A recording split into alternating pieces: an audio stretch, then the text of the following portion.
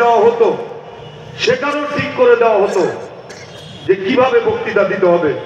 এমন কোনো বক্তব্য দেওয়া যাবে না যেটা সরকারের বিরুদ্ধে যাবে।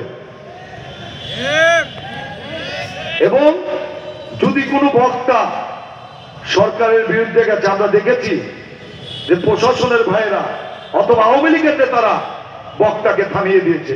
এরকম ঘটনা অনেক ঘটেছে না বাংলাদেশে। আজকে যিনি প্রধান অতিথি, প্রধান বক্তা মুফতি আমির হামজা, গত বছর আমার নিজের ইউনিয়ন চর ফাকুল্লায় তিনি প্রধান অতিথি হয়েছিলেন। সেই জায়গায় আওয়ামী লীগের নেতৃবৃন্দ এবং প্রশাসন, হাজার হাজার জনতা সেখানে উপস্থিত হয়েছে তার বয়ান শোনার জন্য। তাকে সেখানে বয়ান করতে দেওয়া হয় নাই।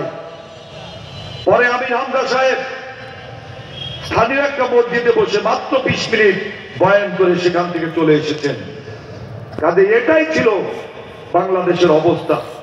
আজকে সেখান থেকে আমরা মুক্তি পেয়েছি। আজকে আমরা আমাদের ইচ্ছা মতো, আপনাদের ইচ্ছা মতো ওয়াজ মাহফিল গুলো আমরা করতে পারছি। এটার একটা মাত্র কারণ যে 5ই আগস্ট ছাত্র জনতার গণ অভ্যুত্থানের মধ্যে দিয়ে আমরা একটা নতুন বাংলাদেশ পেয়েছি। আমরা 95% মুসলমানের দেশ, কিন্তু অতীতে আমরা কথা বলতে পারি নাই। আজকে ওই বাংলাদেশ নিয়ে ষড়যন্ত্র হচ্ছে। পতিত স্বৈরাচার তিনি ভারতে পালিয়ে আজকে বিভিন্নভাবে ষড়যন্ত্র করছে। মাঝে মাঝে তিনি কল রেকর্ড ছাড়ছেন যে আমি বাংলাদেশের পাশে আছি, টুপ করে যখন তখন বাংলাদেশে ঢুকে পড়বো।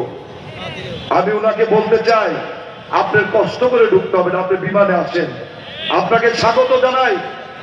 আপনি শাপলা চত্বরে যে হাজার হাজার ওলামাকে হত্যা করেছেন, কওমি মাদ্রাসার ছাত্রদেরকে গুম করেছেন, তাদের সন্ধান আজকে আমরা আজও পাই নাই।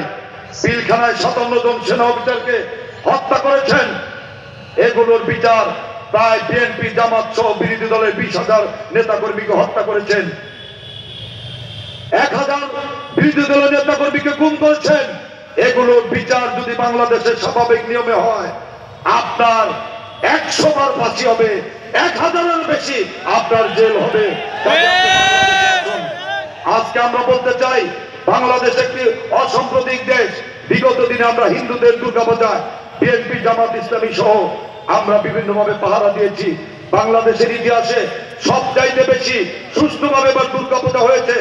অথচ একজন হিন্দু নেতা, ইসকন নেতা, তিনি ইসলামের সাম্প্রদায়িক দাঙ্গা বাংলাদেশে উস্কে দিতে চাচ্ছেন, বর্তমান সরকারকে বেকায়দায় ফেলতে চাচ্ছেন। তিনি বাংলাদেশের পতাকাকে অবমাননা করছেন, আইন অনুযায়ী তাকে গ্রেফতার করা হচ্ছে। অথচ সেই জন্য আজকে ভারত বাংলাদেশের বিরুদ্ধে বিবৃতি দিচ্ছে, ষড়যন্ত্র করছে। কিন্তু আমরা বলতে চাই, যখন আমাদের আলেম ওলামাদেরকে ফাঁসি দেওয়া হলো, হত্যা করা, নির্যাতন করা হলো, মুফতি আমির হামজা, আমাদের ছোট হুজুর মাদানী হুজুর রফিকুল ইসলাম মাদানী এবং দেলোয়ার হোসেন সাইদি সহ কত ইসলামিক নেতাকে ফাঁসি দেওয়া হলো, তখন তো আমরা কাউকে প্রতিবাদ করতে দেখলাম না।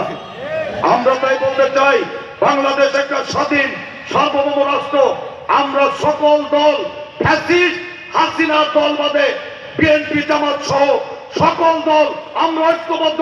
বাংলাদেশের স্বাধীনতা সার্বভৌমত্ব রক্ষার জন্য আমরা বুকে তাজা রক্ত ঢেলে দেবো, তবু আমরা অন্যায়ের কাছে।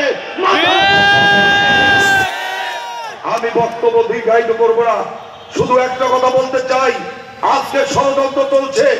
আমরা যে 2000-এর উপর ছাত্র জনতার নিহতর মধ্যে দিয়ে আমরা নতুন বাংলাদেশ পেয়েছি। প্রায় 50,000-এর মতো লোক আহত হয়েছে, 2000 মানুষের দৃষ্টি শক্তি কেড়ে নিয়েছে। সেই পতিত স্বৈরাচার আজকে ষড়যন্ত্র করছে। সেই জন্য আমাদের সকল ভেদাভেদ ভুলে গিয়ে সকল রাজনৈতিক নেতৃবৃন্দ, আলেম ওলামা, ধর্মবান মুসলমান, আমরা নিজেদের স্বার্থ বিসর্জন দিয়ে আমরা এক এবং ঐক্যবদ্ধ হয়ে এই সমস্ত ষড়যন্ত্র মোকাবেলা করব, এই আশাবাদ ব্যক্ত করে আবারও আমাকে 2-4টা কথা বলার সুযোগ দেওয়ার জন্য ধন্যবাদ জানিয়ে আমি আমার বক্তব্য শেষ করছি। আল্লাহ হাফেজ। বাংলাদেশ জিন্দাবাদ। সকলকে ধন্যবাদ। আসসালামু আলাইকুম।